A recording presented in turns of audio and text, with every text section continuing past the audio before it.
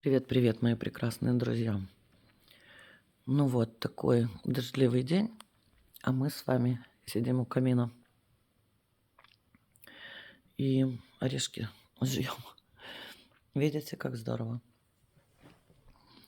Это невозможно описать теплоту этого дома и теплоту сердца моих друзей. Ну, прям здорово, согласитесь.